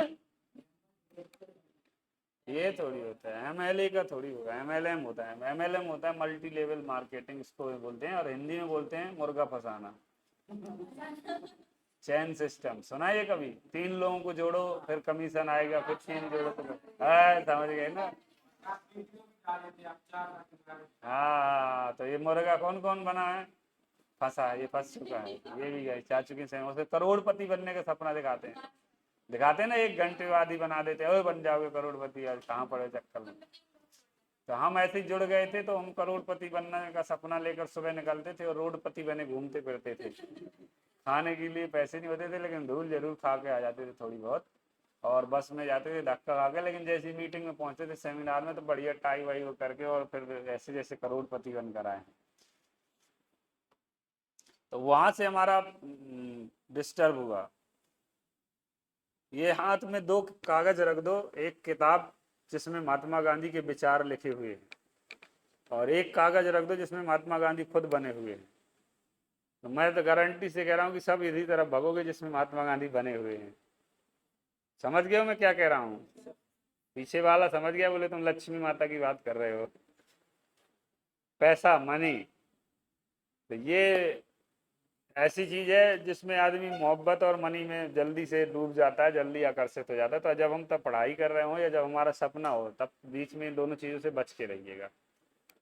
ये हाँ, मैं जानता हूँ कि पैसे के बिन जीवन नहीं चलता, लेकिन इतनी भी नहीं है कि हम अपना सपना बीच में तोड़कर कुछ करने लगे, या तो फिर वही करो, सब कुछ छोड़ देना। तो हम दोनों कर रहे थे, इसलिए ना उधर के हुए ना इधर के हुए। तो जब हम पढ़कर इंजीनियरिंग कंप्लीट किए तो डिग्री मिली हमें, लेकिन हम इंजीनियर नहीं बने। ये शब्द बहुत बड़ा है। हमें एक डिग्री मिली कागज की इंजीनियरिंग की, लेकिन इंजीनियर नहीं बने। इसलिए कोई हमें पूछ नहीं रहा था, ना कहीं कोई जॉब मिल पा रही थी। घर वालों ने कहा अब बेटा बहुत हो गया, अब तुम हमारे को, हमने पैसे दिए, अब तुम दो हमें। वो ये तो स्वाभाविक है, हर कोई माता पिता चाहेगा कि बेटा जवान हो गया है तो अब तो सहारा बने, अब कब तक करते रहेंगे। तो हम भी ठहरे मुर्गा फंसाने वाले। तो हमने भी माता ही परिवार वालों को ही बेवकूफ़ बनाना शुरू कर दिया। बोले मैं एक और डिग्री कर लूँ, एमटेक, मास्टर डिग्री बड़ी वाली, तो अच्छी बढ़िया नौकरी लगेगी, डबल वेतन वाली। ऐसा करके उनसे और पैसे उधार ले लिए फीस के नाम पे, और चले गए इंदौर GSITS कॉलेज में। वहाँ गए तो वहाँ पर हमारे अंदर से एक कवि जागृत हो गया। वो कवि और खलबली मचाता है, वो उसे लगता है कि वो विश्व का सबसे बड़ा साहित्यकार बन जाऊंगा, मैं ये करूंगा, फिल्मों के लिए कहानी लिखूंगा, और मेरी लिखी हुई कहानी पे सलमान खान डायलॉग बोलेगा, ये वो। ख्याल हैं आदमी के तो बड़े बड़े आते हैं, चूंकि मैंने सोचा पर ऐसा नहीं हुआ। फिर हालात ऐसे आए कि हमने सुसाइड नोट भी लिखा। जीवन में अपने आप से पूछा कि हम क्या कुछ नहीं कर सकते थे। लेकिन मैं उनका शुक्रिया करूंगा जिन्होंने उस दौर पे मुझे समझाया बार बार, अपना समझकर। नहीं तो कोई एक बार समझाता फिर कोई नहीं समझाता, लेकिन उन्होंने मुझे बार बार फोन करते थे, अरे बोले तुम कर सकते हो। जैसे हनुमान जी की शक्ति किसने जगाई थी? जामवंत ने। मेरे जीवन में कई जामवंत थे जिन्होंने मुझे बताया कि तुम देखो 10वीं में इतने बड़े टॉपर थे जिले में, 12वीं में इतना किया, वो इतने होशियार थे, तुम फिर से कुछ कर सकते हो, वापस आओ पढ़ाई करो। ऐसा कुछ नहीं, 5 साल समय गया, लेकिन 5 साल में तुमने कोई इतना गलत नहीं किया। वो अलग बात है, गुमराह रहे। अपराध और गुमराह होने में बड़ा अंतर है। तो मुझे भी फिर लगा कि समय, परिस्थिति, ईश्वर सब कुछ कर देता है। 2015 में मेरी तबीयत खराब हुई, मैं बीमार हुआ। वो गांव आया, गांव में मेरे को मम्मी पापा, मम्मी ने मेरी बहुत तेज थी। ऐसा, मैं तो मम्मी के लिए बोलता हूँ कि मैं महात्मा गांधी था, वो अंग्रेज थी, मेरी मम्मी बहुत तेज थी। तो वो जब कहे नींबू की पेड़ से कहीं बांध दे, कहीं कुछ कर दे और घर के अंदर बंद कर दिया, बोले अब तुम यहीं रहो, तुम्हें यहीं रहना, अब तुम कहीं नहीं जाओगे, ये पढ़ना हो तो पढ़ो, नहीं तो बैठे रहो। तो गांव में थोड़ा लाइट की प्रॉब्लम, अभी 2015-16 की बात है, उस समय था। फिर मैंने उस दिन संकल्प लिया, एक 3 अगस्त 2015 को, कि जब तक मुझे लाल बत्ती वाली नौकरी नहीं मिलेगी तब तक मैं दाढ़ी नहीं बनाऊंगा। तो ये दाढ़ी तो अभी छुट्टी में हुई इसलिए बढ़ गई है, वो वाली नहीं है, वो तो स्वाहा हो गई थी बहुत पहले। तब फिर मैंने पढ़ना शुरू किया, वहीं घर में रहा। फिर मैंने एक दिन मम्मी से कहा, पिताजी से, कि मुझे छतरपुर जाना है, मैं वहाँ रह के पढ़ लूँगा, मेरा एक दोस्त रहता है, सुरेश है यहाँ पर, तो हम लोग साथ में रहे। अब ये बता रहा हूँ मैं, ये उसकी बुराई नहीं कर रहा, लेकिन वो मोहब्बत कर बैठा था बड़ी जल्दी। तो अभी कोई इसको कामयाबी तो नहीं मिली, बहुत होशियार था। अब ये नहीं कहूँगा कि मोहब्बत के कारण है, लेकिन हो नहीं पाया। पर मेरा बहुत अच्छा दोस्त है, उसके बारे में भी आएगा। तो हमारी माता जी का ये कहना था कि तुम छतरपुर नहीं जाओगे, कहीं और चले जाओ। तो मैं बोला क्यों नहीं जाओगे? तो बोले वो अपने पटेलों की लड़कियां बहुत रहती हैं, तुम वहाँ चक्कर में फंस जाओगे। तो मैंने बोला नहीं नहीं, कुछ नहीं होगा, अब हमें पढ़ना है, हम सब कुछ छोड़ आए हैं। तो मेरे दोस्त ने भी फ़ोन किया, बोले नहीं मेरी गारंटी से भेजो, मैं रखूँगा, आपको कुछ नहीं है ना, सब खिलाऊँ पिलाऊँगा भी मैं ही। तो वो बेचारा होम ट्यूशन पढ़ाता था, और मुझे भी रखा, 6 माह मैंने तैयारी की। और यहीं छतरपुर में एक लखेरा बिल्डिंग है सटई रोड में, जानता है कोई? नहीं जानता होगा। तो उस लखेरा जी से अभी मैं कभी मिलूंगा। तो उनने एक दिन ऐसा आया कि कमरे में ताला लगा दिया, मैं दिन भर बंद रहा उस कमरे में। और बोला कि इसमें कोई तीसरा लड़का भी रहता है, बोले मुझे पता नहीं चल रहा। तो फिर मेरा दोस्त आया, तो उसने खूब उससे लड़ाई की और ताला खुलवाया। यहीं पढ़ते पढ़ते इसी गर्मियों के दिनों में, अप्रैल मई में रिजल्ट आया था, जब मैं फॉरेस्ट गार्ड बना था। और फॉरेस्ट गार्ड में मेरा चयन हुआ। फिर मैं यहाँ से चला गया पन्ना, अपने जंगल में। मैहर गए हो कभी? मैहर के पीछे पहाड़ दिखता है, उसे बोलते कलदा पहाड़, उसे बोलते पन्ना जिले का काला पानी। मैं ये सब इसलिए बता रहा हूँ कि डरना नहीं मुसीबतों से। जब हम लोगों की पोस्टिंग हुई तो मुझे पीएससी की तैयारी कर रहा था, अच्छी तैयारी थी। तो मैंने कहीं से रिक्वेस्ट की, निवेदन किया कि मेरी पोस्टिंग किसी शहर में या ऐसी जगह कर दें जहाँ बिजली हो पर्याप्त, जहाँ नेटवर्क हो, मैं पढ़ सकूँ, मोबाइल से बहुत सारा नॉलेज मिल जाता तो मोबाइल के माध्यम से। तो ऐसा नहीं हुआ, मुझे वहाँ जाना पड़ा, जैसे बोलते काला पानी, जहाँ कुछ नहीं था। लेकिन मैं हार नहीं माना, वहाँ भी बड़ा सुकून था, वहाँ कोई डिस्टर्ब करने वाले लोग नहीं मिले। आप जितनी अंदर जाओगे उतना सुकून की जगह मिलेगी। वहाँ हम भली मोमबत्ती कभी जला लेते थे, कभी सोलर लाइट लगी हुई थी रेंज ऑफिस में, तो उसमें ही पढ़ लेते थे। तो वहाँ पढ़ता रहा, तैयारी करता रहा। और ऐसा आया कि 11 जुलाई 2017 को जब रिजल्ट आया तो मैं डीएसपी बन गया था। तो ये जितनी भी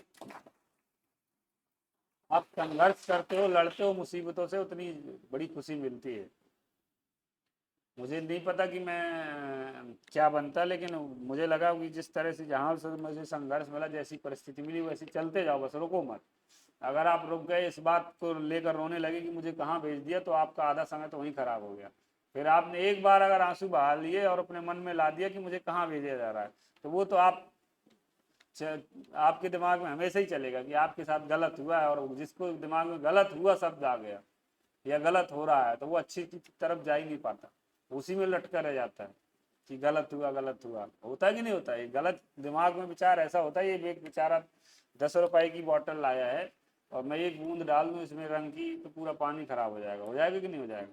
तो ये मन है, दिमाग है, अगर आपके एक नेगेटिविटी, गलत विचार आ गया, तो आपके सारे अच्छे विचारों को नष्ट कर देता है। तो अपने मन में कभी ये मत लाएं, आप सीधे अपने जो भी रास्ता दिख रहा है आपको, जैसे भी जहाँ को भेजा जा रहा है, आप चलते जाओ। मैं उम्मीद बता रहा हूँ कि आप सही जगह पहुँचोगे। जब 11 जुलाई को मेरा रिजल्ट आया, तो मैं वहाँ पर पन्ना कल्ला में था, वहाँ से घर पहुँचने में टाइम लगा, अगले 2 दिन बाद पहुँचा घर। तो जब घर पहुँचा तो शाम का टाइम था, तो मेरे पूरे परिवार के लोग बड़ा स्वागत कर रहे थे। वो भी एक बड़ा मोटिवेशन होता है जब आप घर पे जाओ और लोग हमारी चाचियाँ लमटेरा गा रही थी। लमटेरा सुने हो कभी? हाँ, लमटेरा कौन कौन जानता है? ये किस राज्य का लोकगीत है? कौन से अंचल का लोकगीत है?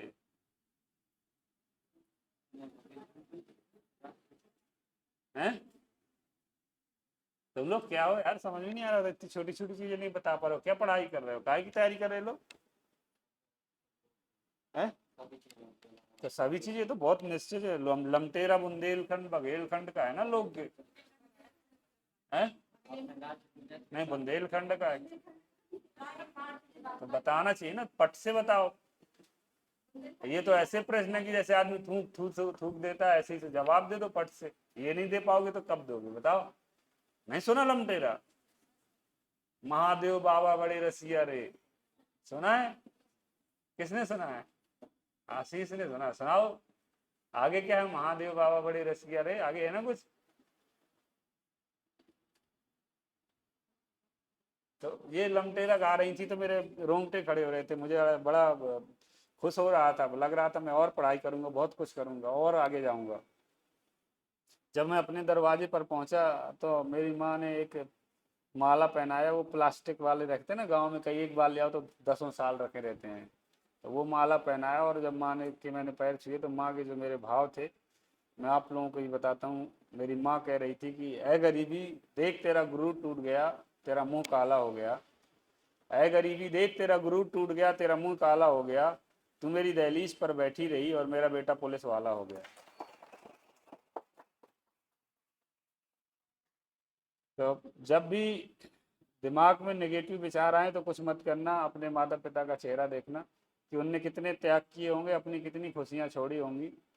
कभी उनकी बनियान देखना, मैं सामान्य परिवार वालों की बात कर, कहो फटे हों एक दो छेद हों, लेकिन उनने पहनी होगी, सोचा होगा कि अंदर ही तो पहने हैं, कौन से नई लाने की जरूरत है, पर इतने पैसे में अपनी बिटिया के लिए, लड़के के लिए कुछ खाने का या कुछ पढ़ने का या कुछ लेकर चला जाऊंगा। तो माँ बाप की इज्जत, माँ बाप की दौलत, माँ बाप की शान कौन होते हैं? उनकी औलाद होती है, उनकी संतान होती है। पर अब हम इतने बड़े हो गए हैं, हम भी माँ बाप बनने लायक हो गए हैं, इसलिए हमें इस बात को समझना पड़ेगा कि इतना कुछ कर दें कि हमारे माता पिता कहें कि प्राउड करें कि हमारे बच्चे बहुत अच्छे निकले। तो इस तरह मेहनत करिएगा, बहुत अच्छा जीवन होता है, कभी निराश नहीं होना और पढ़ते रहना है, बस डेली सीखने की कोशिश करो। आप लोग बड़ी बड़ी गलती करो, आप लोग सीखते नहीं हो, और सीखने के साथ जवाब देना सीखो। अब जवाब नहीं दे रहे हो, मुझे बहुत बुरा लग रहा है। मैं एक बात बता रहा हूँ आप लोगों से, एक बात सिखा के जा रहा हूँ, दुनिया में मैं डीएसपी हूँ, हमसे ऊपर एसपी सर होते हैं और आईएएस होता है, एक आईपीएस कलेक्टर होते हैं, ठीक है, यूपीएससी लेती है। इनसे ही बड़े होते हैं मंत्री, होते हैं कि नहीं होते, मुख्यमंत्री, फिर उनसे बड़े होते हैं प्रधानमंत्री। प्रधानमंत्री की कोई परीक्षा होती है क्या? नहीं होती ना।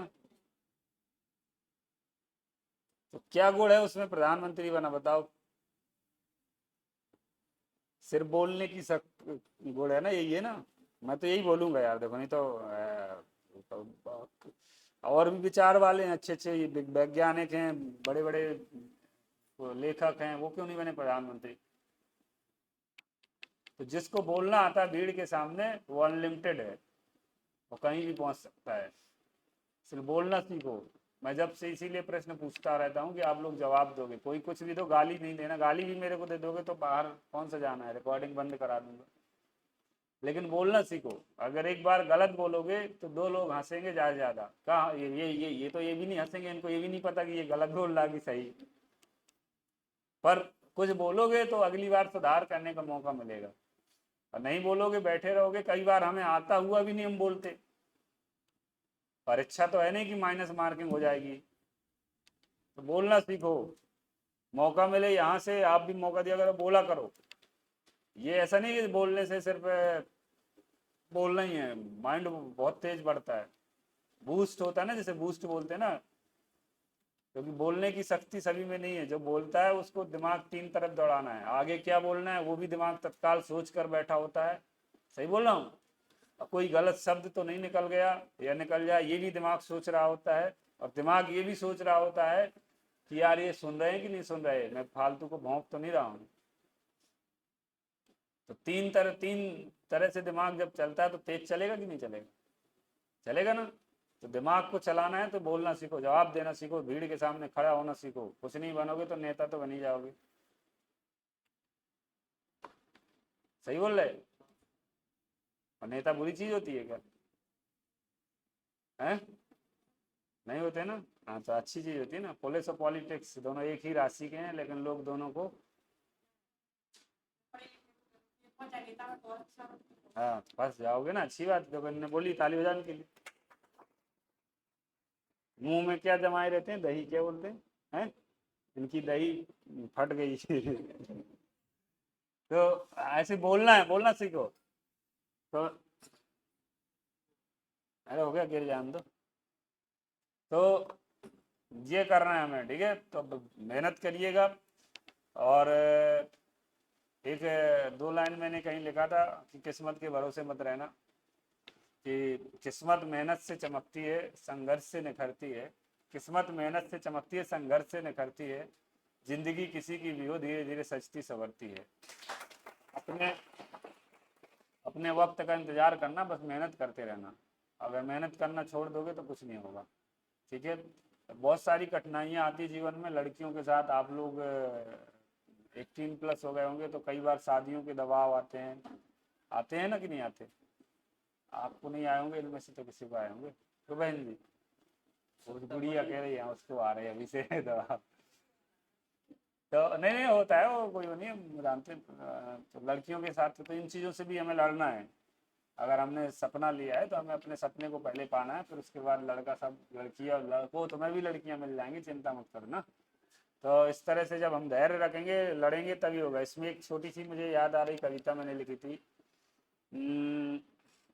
कि काले बादल छाए थे मुझे हराने आए थे, काले बादल छाए थे मुझे हराने आए थे, कुछ दुश्मन खुशबू बनकर मन भटकाने आए थे। ये अपने लोग होते हैं जो ऐसे खुशबू बन के पास आते हैं और उल्टा सीधा वो करते हैं, तो हमें लगता है ये अच्छे हैं, लेकिन वो अंदर ही अंदर हमें कहीं गर्त में ले जाते हैं, कहीं दिखाएंगे अरे कहाँ ये पड़े इसमें, चलो इधर चलो। कि काले बादल छाए थे मुझे हराने आए थे, कुछ दुश्मन खुशबू बनकर मन भटकाने आए थे। मेरे हुनर की तौहीन करी, नाकाबिल बताया मुझे, मेरे सपनों को गुब्बारा समझकर सुई से डराया मुझे। खाली जेब बढ़ती उम्र देखकर अपनों ने भी मुझसे मुंह मोड़ा, फिर भी मेरी जीत हुई क्योंकि मैंने गिरकर भी मैदान नहीं छोड़ा। अगर आप मैदान पे डटे रहोगे, लड़ते रहोगे, तो ये बात याद रखना, कुछ ना कुछ मिलेगा। जब जीतने वाले का इतिहास लिखा जाता है तो उन्हीं स्वर्णिम अक्षरों में हारने वाले का भी नाम लिखा जाता है। लिखा जाता कि नहीं लिखा जाता? पढ़ते हो इतिहास में कि नहीं पढ़ते कि इसका युद्ध में हारा कौन था? अरे नाम तो है, अब बाकी तो तुम्हारे बब्बा दादी हमारे जो मर गए, कुछ नहीं किए, कौन पढ़ रहा है बताओ? हमें को नाम नहीं पता होगा, पूछूंगा बताओ पिताजी के पिताजी के पिताजी का क्या नाम था, नहीं पता होगा, नहीं पता होगा ना। महाराणा प्रताप का पता है ना नाम, राणा सांगा का पता है ना। कब की बातें हैं ये? 15-16वीं सदी की बात है ना। आज 500-600 साल हो गए कि नहीं हो गए? पर याद है ना। तो ऐसे ही है, लड़ने वाले का नाम होता है। जीत हार तो अपने आप ईश्वर ने जो लिखी होगी वो तुम्हें मिलेगी, लेकिन जब लड़ोगे, छोड़ोगे नहीं मैदान, तो मुझे पता है ये भी जीत है। बोलते ना हार कर भी जीत गया, तो वही जीतता है, हार कर जो लड़ता है। तो अपने इस संघर्ष को जारी रखिएगा। और अब आप लोग जल्दी से कुछ सवाल हो तो करो। एक बार मैं ऐसे ही भाषण देता रहा, मैंने बोला बताओ किसी का कोई सवाल हो, तो एक पीछे से खड़ा हुआ, बोले सवाल मेरा यह है कि आप वापस कब जाओगे? तो ऐसा कोई सवाल हो तो बता दो जल्दी से। जो आप डिपार्टमेंटल मतलब जो आगे समस्याएं आती हैं और मतलब या जो खुशी मिलती है उस चीज़ के लिए, मतलब कि जॉब के बाद का टाइम पीरियड कितना अच्छा होता है, मतलब कितना बुरा होता है, और याद कैसे रखे ये सारी चीज़ें, ये सबसे बड़ा ये लोग बोल स्टेज में तो मतलब पहली बार।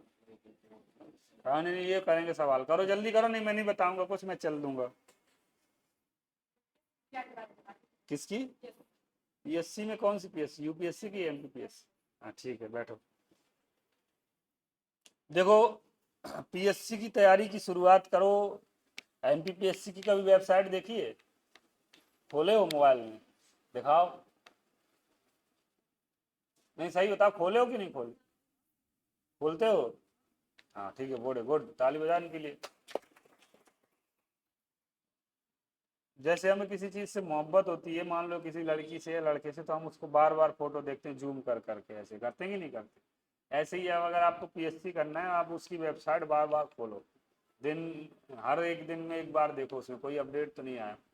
और सबसे बड़ी बात, उसमें खोलो सबसे पहले उसका नोटिफिकेशन देखो। नोटिफिकेशन 25-30 पेज का होता है, तो हम लोग कभी पढ़ते ही नहीं। ज़्यादा से ज़्यादा कितने पद निकले ये पढ़ लेते हैं, अंतिम डेट क्या है, शुरुआती डेट क्या है, और सबसे ज़्यादा पढ़ते हैं फीस में कितनी लगना है। और कागज कौन कौन से ये भी नहीं पढ़ते, वो जाके सीधे उसी से पूछते हैं एमपी ऑनलाइन वाले से कि क्या क्या लगना है। गलत है। अगर आप 28 पेज का नोटिफिकेशन नहीं, उसमें 28 पेज में सब नहीं पढ़ना पड़ता, ज़्यादा से ज़्यादा अगर काम की चीज़ें होती हैं तो 3-4 पेज की होती है, उसे पढ़ना सीखो। जो व्यक्ति वो नहीं पढ़ सकता तो मुझे नहीं लग रहा कि वो सफल हो पाएगा, क्योंकि जब आप वो पढ़ते हो तो दूसरों की भी डाउट क्लियर करोगे और आपका खुद का भी डाउट क्लियर हो जाएगा। सब उसी में लिखा होता है। आप किसी से पूछते हो कि एज लिमिट कितनी है, इसमें क्या छूट है, तो वो कोई वो तो है नहीं कि उसने नियम बनाए हैं, वो तो वो पढ़े होंगे तभी बताएगा। कई बार बदलाव हो जाता है, हमारे समय कुछ अलग नियम थे, हम क्या बता पाएंगे, अभी बदला। तो खुद पढ़ो, इतने सक्षम हो, हिंदी पढ़ लेते हो तो वो पहले नोटिफिकेशन पढ़ना सीखो, ठीक है। तत्काल नोटिफिकेशन के बाद उसका सिलेबस देखो। सिलेबस जब पढ़ोगे तो आपको लगेगा अरे यार ये तो हमने पढ़ा था, ये तो पढ़ा था, ये तो पढ़ा था, ये तो देखा था। फिर ओल्ड क्वेश्चन पेपर आते हैं, वो नहीं निकालो। जब आप ओल्ड क्वेश्चन पेपर देखोगे अरे यार ये तो मेरे तो 8वीं में पढ़ा था, मैंने 8वीं में, मेरे पता मोटिवेशन कहाँ मिला था, जब मुझे पीएससी के लिए जो मेरे जाम वन थे, तो मेरे को क्वेश्चन पेपर बोलो ये पढ़ो तुम क्वेश्चन पेपर, देखो कैसा लग रहा। मैंने पढ़ा तो उसमें एक 6 नंबर का 10 नंबर का लिखा था 1857 की क्रांति के असफलता के कारण।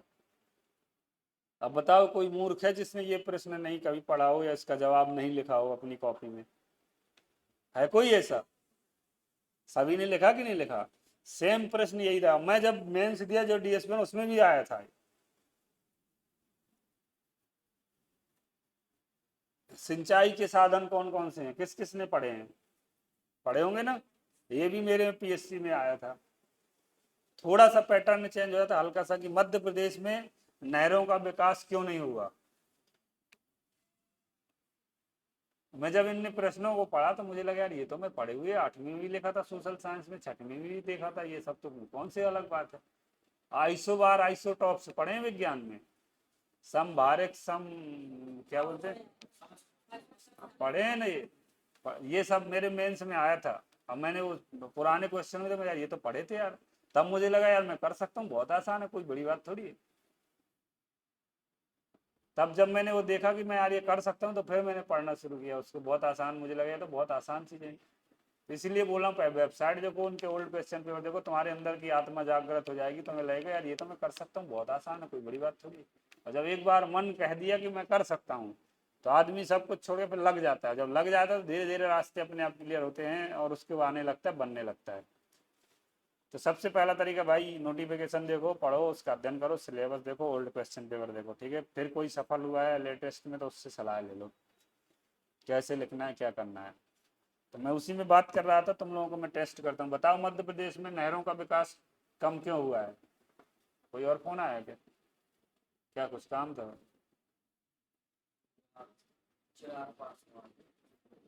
हाँ ठीक है, बताओ जल्दी बताओ।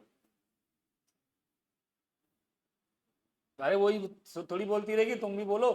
बारात में थोड़ी आओगी पीछे, जलेबी मिलेगी सुबह बारात की, को खाओगे बस चल दो। पीछे कोई है जो पीएससी की तैयारी करना चाहता है?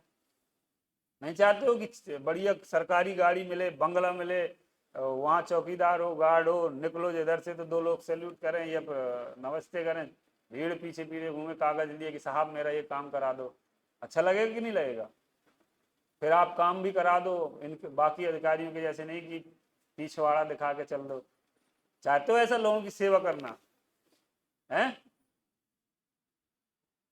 तो बताओ ना, ये मैं जो प्रश्न पूछा हूँ, तुम खड़े हो टीका वाले, आओ इधर आओ, इधर आओ, इस साइड आओ, इधर आओ, जल्दी आओ दौड़ के। देखो ये मैंने जो पहले बताया वो नॉर्मल प्रश्न थे, ये थोड़ा सा दिमाग वाला प्रश्न हुआ। इतना दिमाग चलाना, ज्यादा नहीं चलाना, और तुम पीएससी पास फाइट कर लोगे। मध्य प्रदेश में नहरों का विकास कम क्यों हुआ है? पानी की कमी की। वाह बहुत बढ़िया। और पानी कम कैसे? यहाँ तो नदियां तो है, नर्मदा है, बेतवा है। सूखा पड़ा ना सर, इसकी वजह से। ठीक है बहुत बढ़िया। और अच्छा सटीक जवाब दिया। और बताओ जल्दी, और कम क्यों हुआ है? हाँ ठीक है, ये तो बाद में आएंगी, पहले तो मुख्य कारण पहले लिखना सीखो। ये भी प्रश्न उत्तर लिखने का, आप पहले छोटी छोटी चीजें लिख दोगे, मुख्य बाद में।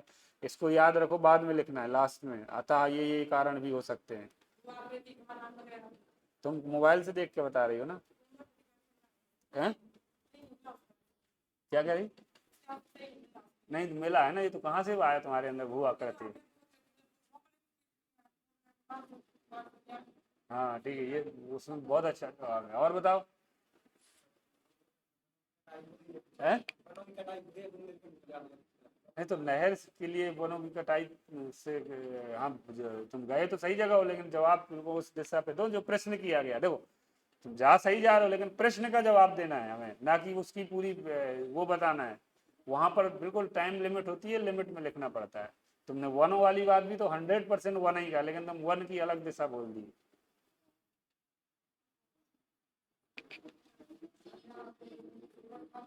वाह, बहुत बड़ी ताली हो जाए इसके लिए। सबसे सटीक जवाब ये होता है कि मध्य प्रदेश में, अब और अच्छा लिखना है इसमें तो ये पूरे के पूरे नंबर चाहिए। मध्य प्रदेश में कितने परसेंट वन है, अब याद नहीं होगा, याद है तो लिख दो, नहीं तो ये लिख सकते हो, मध्य प्रदेश में भारत का सर्वाधिक वन आच्छादित क्षेत्र है, जिससे जंगली और पहाड़ी क्षेत्रों में नहर बनाना कठिन काम है कि नहीं है। उसके लिए नहर को बनाने के लिए समतल क्षेत्र ज्यादा चाहिए, जो कि मध्य प्रदेश में कमी, इस कारण नहरों का विकास कम हुआ। तो ये आया अपने मन ही से, दिमाग से आया। ये किताब में पढ़ोगे तो यही आएगा। बस इसमें एक इसे बोलते हैं कॉन्सेप्ट, क्या बोलते हैं, अवधारणा, और इसमें बीच में क्या बोल रहे हैं, फैक्ट। तो फैक्ट हमने इसमें इतना ही डाल दिया कि मध्य प्रदेश में भारत का सर्वाधिक वन आच्छादित क्षेत्र है। और अच्छा फैक्ट डालना तो जो शायद 28% क्या ऐसा कुछ है, जितना देख लेना वन कितने, वो डाल दोगे 28% वन क्षेत्र है, तो ये समझ में आ जाएगा कि पहाड़ी और वन क्षेत्र कितना है। ये आपको ये आ जाएगा कि आपको 100% ज्ञान है। ये हो गया। दूसरा इनने बोला पानी की कमी, हाँ नदियां हैं, ढलानी क्षेत्र है, पहाड़ों का तो पानी तत्काल बह जाता है। तीसरा और भी जवाब आ सकता है कि यहाँ पर नदियों में 12 माह पानी नहीं रहता। जैसे उत्तराखंड इधर है, हिमालय से आती हैं, उनमें बर्फ का पानी आता है तो 12 माह आती है ये नदियाँ, बारिश के बाद फिर पानी कम हो जाता है। हाँ वर्षा आ रहे, तो ये सब लिखना, आप बोल रही हो बात बात, तो ये चीजें तो बोलना है, यही तो बोलना, यही तो है। अगर पीएससी की तैयारी करो, वनडे वाले में तो टिक मार्केंगे, उसमें दिमाग नहीं चलता। मैं बोल रहा हूँ पीएससी बहुत आसान है। मेरा कोई एग्जाम नहीं निकला वनडे फॉरेस्ट के अलावा, मजाक नहीं कर रहा, पटवारी भी नहीं निकला, ना मेरा सब इंस्पेक्टर निकला, नहीं तो पता नहीं कहाँ होता। लेकिन ये दिमाग का खेल है थोड़ा सा, ज्यादा मेहनत उसमें, ज्यादा मेहनत है, क्योंकि 4 में से 1 टिक करोगे, अगर सही है तो ठीक है, गलत है तो गलत है, कोई दिमाग नहीं लगाना उसमें। लेकिन इसमें जब लिखते हो तो आप 6 पॉइंट का जवाब लिखोगे तो उसमें 2-3 पॉइंट सही लिख सकते हो। अभी तुम ही लोगों ने बताया ना कॉमन सेंस से, तो ये चीजें हैं। ठीक है, बढ़िया, गुड, ताली बजा इसके लिए भाई। तो ये पीएससी थोड़ा सा दिमाग मांगती है और कुछ नहीं करता। ठीक है, तो इस तरह से करिए, इसकी तैयारी करना है बस। और फिर एक लोग पूछते कैसे पढ़ते थे, कैसे है। हाँ, पर पेपर वाला टाइम मैनेजमेंट की घर का। हाँ वाह, यही पूछते हैं कितने घंटे पढ़ते थे, तो मैं बोलता हूँ 24 घंटे। तो बोलते सोते नहीं थे क्या, तो मैंने बोल, मेरा जवाब रहता पढ़ता नहीं था मैं, 24 घंटे सीखता था। 24 घंटे सीखने की आदत डालिए। 24 घंटे सीखने वाला वो व्यक्ति होता है जो कल पढ़ के आता है उसे आज याद हो। खुद से पूछना सीखो कि कल जो तुमने पढ़ा था आज याद है कि नहीं, कि सब 0/0 हो गए। अगर आपको कल की चीज याद है आज, तो आपने उसे सीखा था, और नहीं याद है तो आपने उसे पढ़ा था। तो इस तरह से अगर आप 24 घंटे सीखने की आदत डालोगे तो ही कामयाबी होगी, नहीं कुछ नहीं होगा। देखो मेहनत सब करेंगे, 4-5 लाख लोग फॉर्म भरते हैं, सिलेक्शन 200-250 लोगों का होता है। तो वो वही लोग होते हैं जो कल का पढ़ा हुआ आज तक याद रखते हैं और परीक्षा में लिखने तक याद रखते हैं। और जिन्हें आज कल का पढ़ा आज भूल गए, उनका कुछ नहीं हो सकता। अपनी मेमोरी को सॉर्ट करिए, उसमें बदलाव, तरीका बदलिए। इसका एक तरीका है, मैं 4 लाइन सुनी होंगी तुम लोगों ने, तुम्ही लोगों को वही सुना देता हूँ फिर से कि कैसे हमें करना है। फिर मैं वही बात बताता हूँ कि हम लोग मोहब्बत करते हैं तो पागल होके उसको बार बार इमेजिन करते कि नहीं करते। ऐसी पढ़ाई है, जब आप जिस चीज को पढ़ोगे तो उसको इमेजिन करना है। कि मैं आंख बंद कर उसका चित्र बना लेता था, अंधेरे में भी उसका अंग अंग सजा लेता था, भूलना चाहता था फिर भी नहीं भूल पाता था, क्योंकि मैं उसे मन ही मन कई बार दोहरा लेता था। तो ये तुम्हारे पढ़ने का भी यही तरीका है, जरूरी नहीं कि आपके सामने किताबें हों। लड़कियां गाना गाती हो कि नहीं गाती, तुम में से कौन गाना गाती है अच्छी। मैं गबवाऊंगा नहीं, चिंता मत करो, बस बता दो कौन गाती है, बताओ तुम लोग, दूसरे को तो बता दो। लड़के कौन गाता, कोई गाता, सर जी तो नहीं गाते। भाभी जी आप गाती, अरे घर में तो गाती होंगी, लड़ाई होने के बाद तो गाती होंगी। ये होती नहीं लड़ाई? लड़ाई तो होती होगी, ऐसा हो नहीं सकता। बताओ, गाना सुनते हो, गाते हो ना? मेरे बालम थानेदार चलावी जिप्सी, किस किसने सुना है ये? हैं? सुना है कि नहीं सुना? हाँ, ये बताओ, इसका लिरिक्स कहाँ पढ़ा था? पढ़ा है कभी लिरिक्स? इसका गीत गूगल में पढ़ा क्या, किसी किताब में? बहुत से ऐसे गाने होंगे जो तुम्हें पूरे याद होंगे, और मैं पूछूंगा कि इसका गाने का कहीं गीत पढ़ा क्या तुमने, जो शब्द बोल होते हैं, तो शायद नहीं पढ़े होंगे। तो तुम्हें क्यों याद है? एक बार सुना तुमने, उसको बार बार दोहराया। कभी आज तक राष्ट्रगान याद किया क्या, लिख के ऐसे पन्ना लेके रटे हो? सुना है बार बार, फिर दोहराया भी है। तो मैं वही बता रहा हूँ, पढ़ने का यही तरीका है। जब तुम पढ़ रहे हो अभी, उसको बार बार दोहराओगे, इमेजिन करोगे, कल्पना करोगे, उसको सोचोगे, समझोगे, बार बार लाओगे दिमाग में, तो वो अपने मन में बैठ जाएगी। और ये नहीं करोगे तो वही होगा, आज पढ़े कल भूल गए, कुछ नहीं मिलने वाला। तो ये तरीका अपनाइए, बार बार उसे रिवाइज करिए खुद से ही। जरूरी नहीं कि किताब हो आपके सामने। और अच्छे नोट्स बनाना सीखो। जब आप परीक्षा देने जाओ तो आपको ऐसी स्थिति बने कि आपको किताबें नहीं उठानी पड़े, तो समझना आपने बहुत अच्छी पढ़ाई की है, बहुत अच्छी तैयारी की है। अपने नोट्स से ही रिवाइज करें तो ही कामयाबी हो सकती है। ठीक है, थैंक यू। और कोई सवाल तो बताओ, नहीं फिर मैं जाऊँ, मेरे को और काम है, जाना है। हम्म।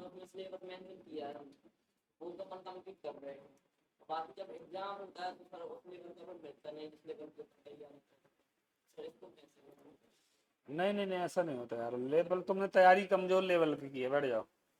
अगर उस लेवल का नहीं तुम्हारे पेपर में आ रहा, तो आपने तैयारी बहुत निचले लेवल की है। कभी भी सिलेबस से बाहर प्रश्न नहीं पूछे जाते। उसको आप कोर्ट में भी चैलेंज कर सकते हो अगर सिलेबस से बाहर है। ठीक है ना? तो आप देखना, सिलेबस में एक लाइन में लिखा रहता है सिलेबस, लेकिन जो उसका पूरा विस्तार तो होता है ना। एमपीपीएससी में? हाँ, तो ठीक है ना। तो बाकी जो पूछे तो क्या वो सिलेबस से बाहर थे? अब तुमने गलत फोकस किया ना, सब में फोकस करना। यही तो बोल रहा हूँ, ऐसी तैयारी करके जाओ पूरे सिलेबस से कि कहीं भी प्रश्न पूछ लेगा वो।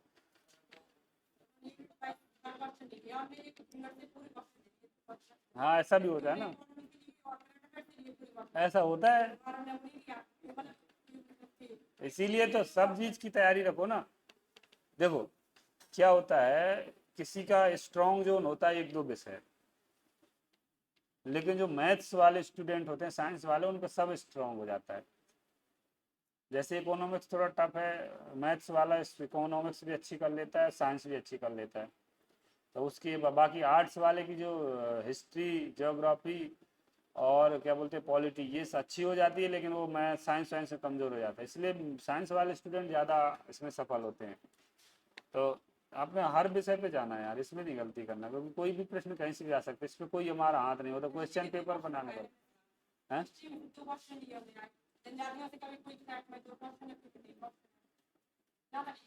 हाँ हाँ, तो उसको तैयार करो यार अच्छे से। उसमें कुछ नहीं, अपन तो उसमें तो सिलेबस से बाहर नहीं आता है, आता उसी में बस किसी एक टॉपिक पे ज़्यादा दे देते हैं। वो तो देखो पेपर बनाने वाले के ऊपर हो जाता है, कई बार उसका दिमाग में क्या चल रहा है, तो उसने वैसे वैसे ठोक दिए। नहीं, टफ होगा तो कट ऑफ भी तो कम जाता है। जैसे मैं 2016 का जब मैंने डीएसपी बना था, तो प्री में मेरे 84 नंबर, मतलब 84 क्वेश्चन सही थे। तो कट ऑफ भी अच्छा गया था, शायद 78 गया था। और इसके पहले मैंने देखा कई बार 68 कट ऑफ जाता था, मतलब 68 क्वेश्चन है जैसे कुछ। तो उसका भी अंतर होता है, बहुत अंतर होता है, 10 क्वेश्चन कम जाना। तो अगर कोई पेपर टफ आया तो इसका मतलब ये थोड़ी कि तुमसे बस नहीं बना, और से लोगों से बना, लेकिन तुम उसे बहुत ही कम बना, इसलिए सिलेक्शन नहीं होगा। मतलब हम किसी भी पेपर आ जाए, ऐसी स्थिति में रहो कि 75 क्वेश्चन तो सही होने चाहिए। तो आप ये हो कि कंफर्म हो 75 के आसपास सही है, तो सिलेक्शन हो जाएगा।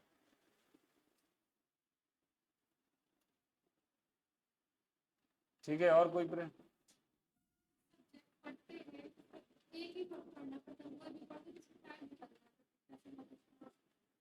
हाँ, सभी विषय पढ़ो यार। देखो इसमें भी रहता है, जैसे जैसे पेपर में रहता है 30 प्रश्न आए, एक प्रश्न अच्छा बनता, हम उसमें ज़्यादा टाइम देते हैं, ऐसा नहीं करना।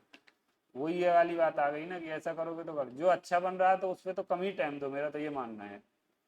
क्योंकि तुम उसे लास्ट में भी 2 दिन में पढ़ लोगे तो भी कवर कर लोगे, वो तो फेवरेट विषय है ना हमारा। तो उन चीज़ों को कम टाइम दें। जिस देखो, एक माँ के 3 बच्चे होते हैं, तो सबसे छोटे बच्चे को माँ ज़्यादा टाइम देती कि नहीं देती? क्योंकि वो चल फिर नहीं पाता, उसको उंगली पकड़ कर चलाना, नहलाना धुलाना, ये करना।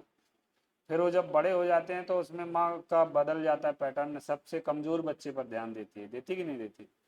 मैंने कई माँ बाप को देखा कि वो छोटे बच्चे के साथ न रहकर मंझले बच्चे के साथ रहते हैं या कहीं बड़े के साथ, क्योंकि अगर जो कमज़ोर है हमें उसको ज़्यादा सहारा देने की ज़रूरत है। तो इसलिए जो विषय पे हम कमज़ोर हैं, जो हमें टफ लगता है, उस पर ज़्यादा टाइम दो, उससे ज़्यादा वो करो, क्योंकि जो आपका फेवरेट है तो आप उसे पट से उठा लोगे, कभी भी वो कर लोगे। तो इस पे पहले आप, तभी तो आप पूरी तरह से तैयार होगे, तभी परीक्षा में सफल हो पाओगे। वरना एक विषय में जो बहुत मजबूत होते हैं वो जाके लास्ट में टीचर बनते हैं, और जो कोचिंग पढ़ाते हैं, कोचिंग वाले होते हैं, वो कहीं ना कहीं परीक्षाओं में सफल नहीं होते, और उनका कोई एक विषय बहुत मजबूत होता है तो वो कोचिंग खोल लेते हैं। फिर वो अन्य विषय के टीचर लाते हैं ढूंढ डाल के, फिर मिलजुल के कोचिंग करते हैं। सही बोल रहे हैं ना? तो पढ़िए, खुद से पढ़िए, जो भी ये पढ़ाते हैं ये अलग से नहीं पढ़ाते होंगे, सब किताबों से ही पढ़ के आते होंगे। तो आप खुद भी पढ़ सकते हो, जरूरी नहीं कि कोचिंग आने की ज़रूरत है। अच्छा, इसमें कोई वैसा स्टूडेंट है कि जो आप बता रहे थे जिसके माता पिता नहीं है, बिना फीस? अच्छा, मुझे उनसे मिलना था ना, मिलवाइएगा किसी दिन ना उनसे। हाँ, तो पढ़िए, अच्छा पढ़िए, पूरे सभी विषय की तैयारी करके रखिए। और धन्यवाद। हम लोग एक छोटी सी एक बात ज़रूर बता दूं लास्ट में, हम भी कोचिंग करते थे 11वीं में 12वीं में। तो हम लोग जब पढ़ते थे तो लड़के लड़कियों में ये कंपटीशन होता है कि सर का फेवरेट कौन है, लड़का है कि लड़की है। तो ऐसे ही मैं सवालों के जवाब दिया करता था, तो मेरे एक दिन दोस्तों ने सर से पूछा, सर आपके फेवरेट स्टूडेंट कौन है, ये पटेल है कि वो लड़की है? तो सर कोई जवाब नहीं दिए। फिर और पूछे, लोगों ने जवाब नहीं दिया। एक दिन लड़के पीछे पड़ गए सर के, तो देखा कि सर वो लड़की के घर से निकल रहे थे। तो सर, लड़कों ने साइकिल आगे लगा दी सर की, इस बाइक के आगे। बोले, सर आज पकड़े गए, आप बताओ आपका फेवरेट स्टूडेंट कौन है? आप किसी का भी नहीं, आप बता दो ना कि वो लड़की है, जब उसके घर से आए हो, कुछ तो है। तो सर बोले, नहीं नहीं यार, वो फेवरेट नहीं है, फेवरेट स्टूडेंट तो तुम्हारा ये पटेल है। लेकिन क्या करूं, उस लड़की की 6 माह से फीस जमा नहीं, इसलिए उसके घर गया था। तो कोचिंग वाले सर का जीवन फीस से चलता है। तो जिसकी फीस जमा ना हो तो समय समय पर फीस भी जमा करते रहें। इनने मुझे जलेबी खिलाते वक्त बोला था कि सर ये बोल देना। इसीलिए मैं बोल रहा हूँ। तो आप लोग, मेरा ये कहना है कि कोशिश करिए कि जितना खुद से पढ़ सकें। कोचिंग एक सिर्फ मार्गदर्शन होती है, और सफलता आपकी मेहनत से ही मिलती है। जब तक आप खुद की मेहनत नहीं करोगे, खुद से अध्ययन नहीं करोगे, खुद से नहीं सीखोगे, तो कुछ नहीं हो सकता। ऐसे कोचिंग में आते हैं कई लोग और चले जाते हैं और कुछ नहीं होता। लेकिन जो खुद से मेहनत करते हैं, खुद से एनालिसिस करते हैं, तभी सफल हो पाते हैं। विशेषकर आप कोचिंग में बस एक समझाने का तरीका है और कुछ नहीं है। देखो, खाना माँ बनाती है, और उन बच्चों को बनाती है जिन्हें खाना बनाना नहीं आता। जिन्हें खाना बनाना आता है वो खुद से बना के भी खा सकते हैं। तो यही पढ़ाई है। अगर आप किताबें हैं, आप 2-3 किताबें रखिए, खुद से नोट्स बनाइए, खुद से पढ़िए। तो मुझे लगता है माँ, मतलब जो कोचिंग वाले टीचर है, उनकी उतनी आवश्यकता नहीं पड़ेगी, आप खुद से भी अच्छा कर सकते हैं। ठीक है, थैंक यू। चले, और किसी का कोई सवाल बताओ। तो वो लोग ये कहने लगते हैं कि पढ़ा लिखा बिल्कुल नहीं है, क्योंकि उनके अंदर बातें नहीं जाती। जैसे उनके अंदर की बात है, पढ़ा लिखा होगा तो पढ़ा है, इनको अपने शब्दों में कैसे मतलब समझाते हैं।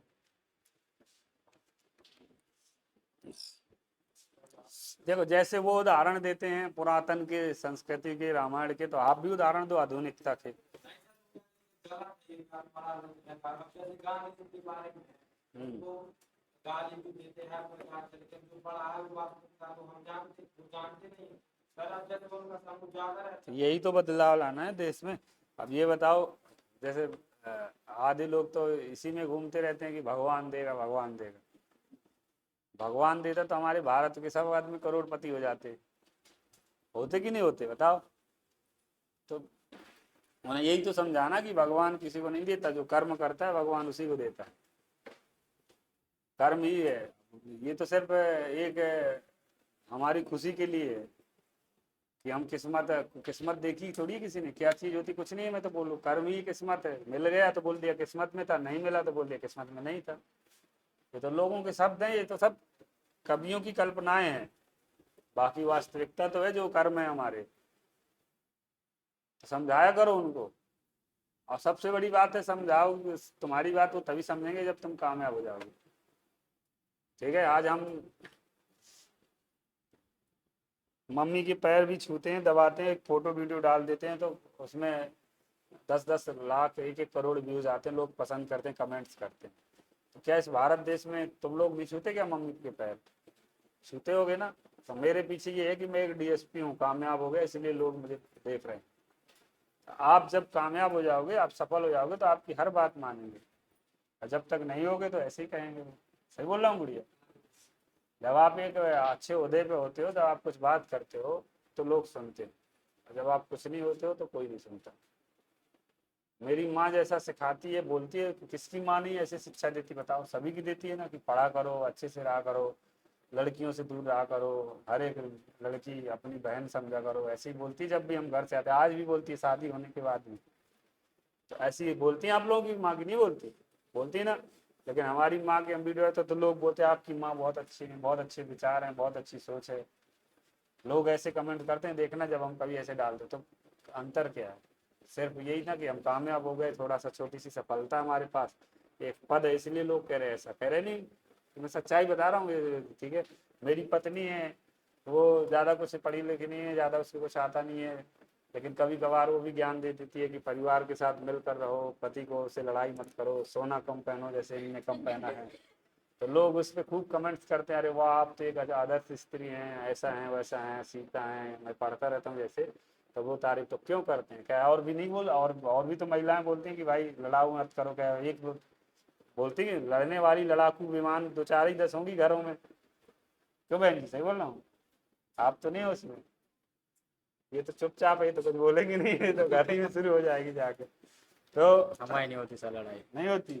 इतनी देर बाद क्यों बोल रहे हो डर डर के? तो अब सर बोलना पड़ेगा ना, नहीं तो वहां बात कर देंगे तो अपनी बात नहीं रख पाए।